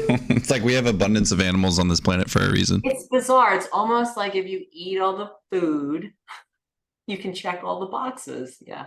Mm-hmm. Yeah. This is just going to be called the Sarcastic Asshole Podcast from now on. Why? I don't know. This seems like a good pivot to a new name. The only person that ever is even gonna make it this far is Bill. He already knows. Shout out Bill. He gave you the gold star. He sent you the gold star. Are we just like the anonymous? So there's a radio station here where they literally burn Paxton Lynch every morning, and they're on like 1,300 days in a row or something crazy. Like we're talking years since he's been drafted, right? He's not even in the league. Not even in the league, yeah. And they still find a way to burn him every morning. Are we gonna do the Bill shout out every podcast? Bill, shout out Bill for making it to an hour and Easter 34 egg? minutes. Yeah. Send Alex your gold star number 2. Yeah, he's like, "Where's my gold star?" So I sent him one. That was I don't think awesome. He thought I was gonna do that. Yeah, I told him, I was like, send him the gold star or send him for the gold star. He was like, no way. I'm like, yeah, do it. It's awesome. That's like good for you, dude. I don't know anyone thinks I'm really that big of an asshole. I just am honest. That's all. As every asshole says that. Asshole That's of fair. honesty. I'm honest too. It's okay. Yeah, exactly. It's not my fault. People are so soft. They're delicate like flowers. Speaking of which, anyone seen the new Barbie movie? Either of you motherfuckers say yes. We're ending. The No, podcast what right are you now. talking Thank about? God. What? Dude, I don't know. I didn't even know that came out. Is that already out? I like to pretend to I'm surround going to myself with see good it though people. when I can, because I love Margot. I love her. She's the coolest. Oh, she's and you're a Barbie? chick, so I guess Yeah. I didn't know allow that. it, but fuck me, this looks so bad. Is there? I'm sure it's gonna. I'm sure it's gonna be terrible. But like, just don't be like Ben Shapiro and just be like, "This is making men." It's a fucking Barbie movie. Take it for what it is. Like, yeah, it's about. Barbie. It's gonna Kim. be- it's gonna be When they dribble. started saying that stuff 10 years ago, I didn't believe them, and now we fast forward 10 years, and I go, "Oh motherfucker, you guys might be right." Because like being masculine is like a toxic thing now. You can't be. Yeah, It's not that's- okay. Sure. So but like when you say they shouldn't be worried about a movie, well, I don't know. The mass media is conditioning people to be fucking pussies, and it's disgusting. Absolutely.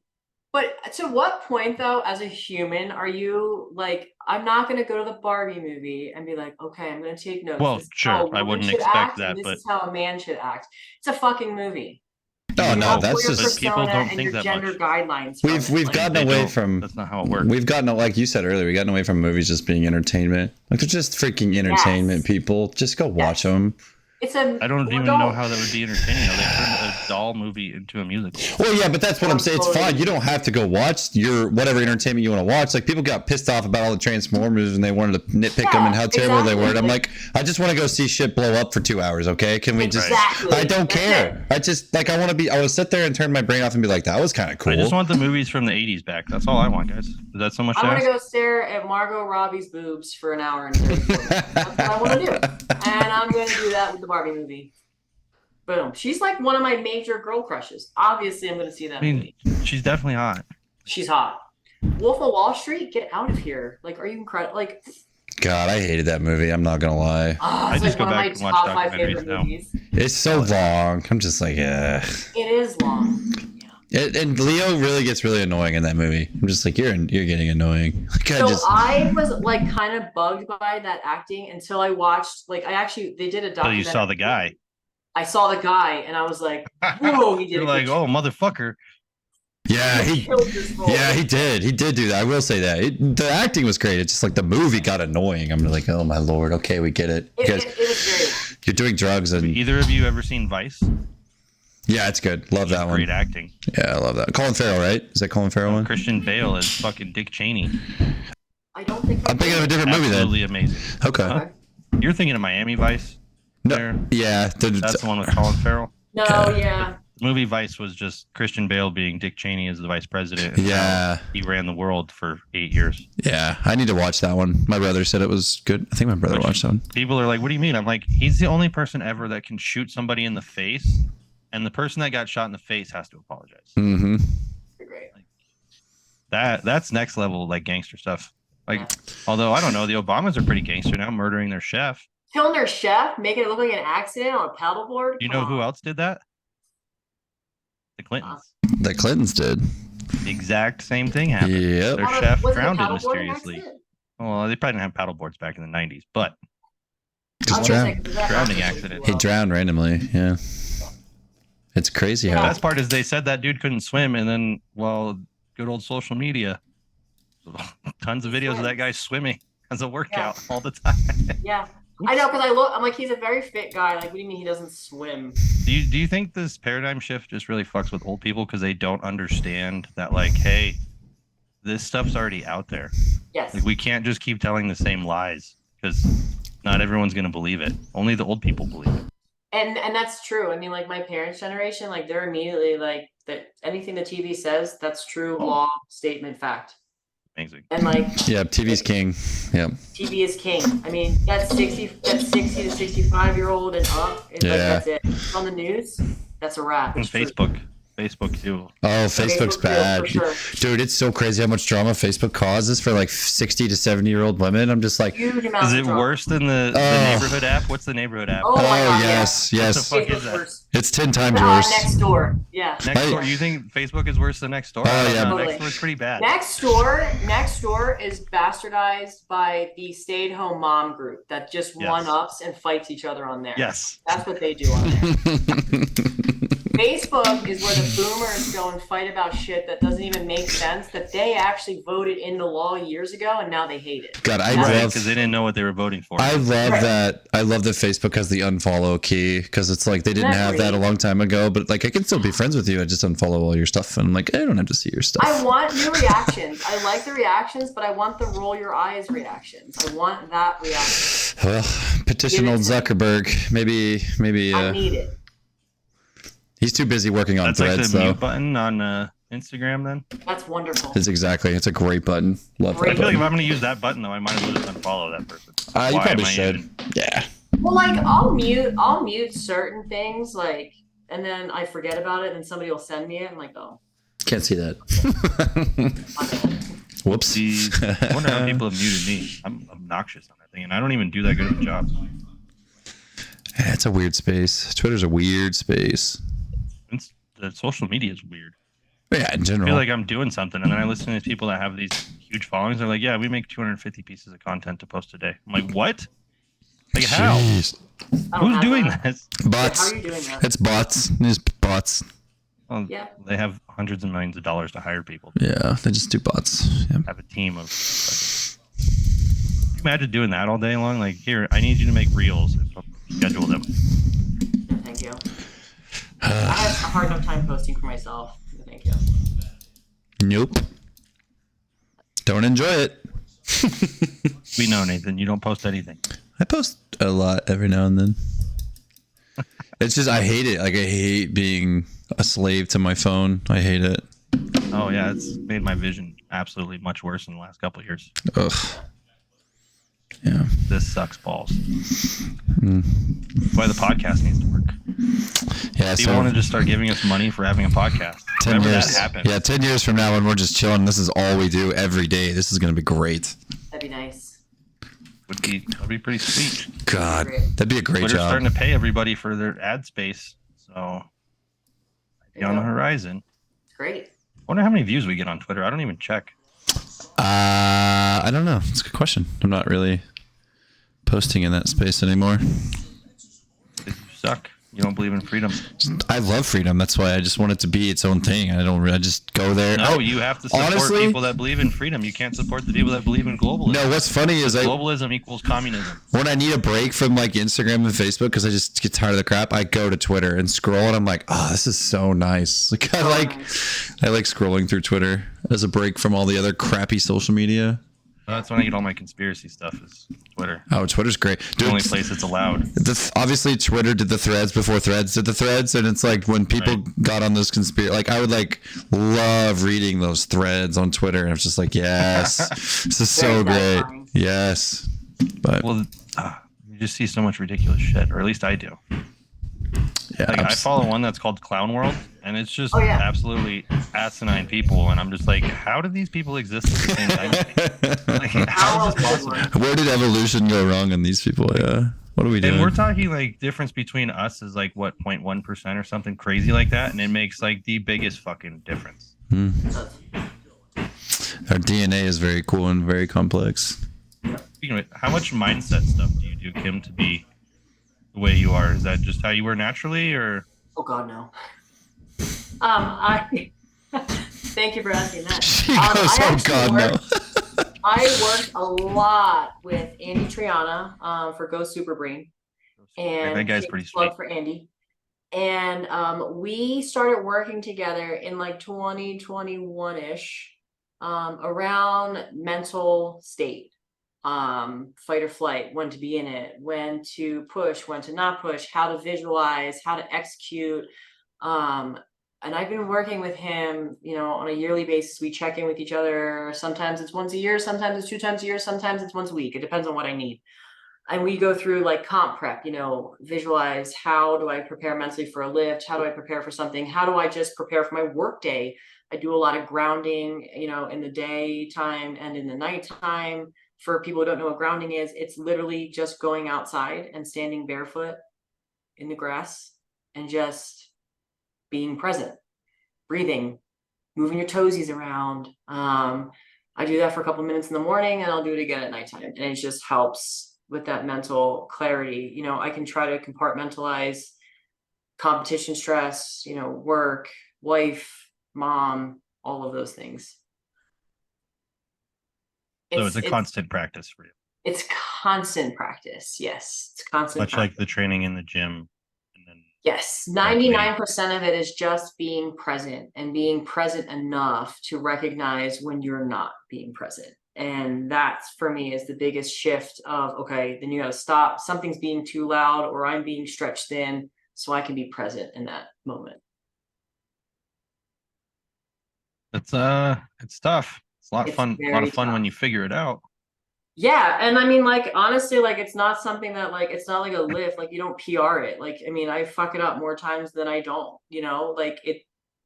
But recognizing when you've made that misstep mentally, you can make it not happen a second time or a third time. Hopefully, Hopefully, you're yeah. just You know what, retarded if like it me does, and do then the same shit over and over and over again. yeah, yeah. And like recognizing patterns and stuff of failure, you know, and then recognizing what caused that failure to happen helps change that process. And that's something that, like, I've been working on, like, in the later part of my career, is like not looking at the physical, like, you know, oh, I dropped my elbow, or, you know, my hip gave or whatever. It's like, what was going through my mind before I bobbled that step, or what was going through my mind when I was pressing that, you know, was I thinking about it, or was I just being in that moment and letting my body do what it needs to do? I mean, there's that old saying, right, of like, don't think and move. It's true. Like, you can't think and move. You can be present, but you can't think. Right. That's where the importance of good repetitions comes from. Very much so. Yeah. It's going to just happen eventually, and you're going to have to do it well without thinking about it. Yeah, I was talking to a girl at my gym. She's trying. I think she's going to go to the Sunday Paper Classic here in September, which is awesome. It's benefiting St. Jude's Research Hospital. I'm super proud of Ryan for doing that again. Every dollar goes to the kids, so we're real excited about this one. And she was learning circus dumbbell, and she was like struggling with like positioning, because I think everybody, like, it's weird. Like, what the hell do you ever do in your life with anything here that's over your body weight? Like, nothing. The most terrifying one to watch, in my opinion. It's scary. It is scary. Yeah. And you could see, like, as she was jockeying for positioning, like, the one correction happens and you see the light bulb, and she like puts it down, and I'm like, do it again. Your brain had that, oh, that's it moment. Now do it again, feel it, stay there, dip, drive, and go. And it's like, once that happens, like you just said, Alex, like, your brain's like, oh, that's it. Like, I want it to feel like that every time. That's the hardest part to get to, though. Yeah. Well, and then getting in the flow state is the ultimate. Oh yeah. That is the top of the pyramid. I'm still trying to get there. Like, one day it's going to happen. Have you never had it happen?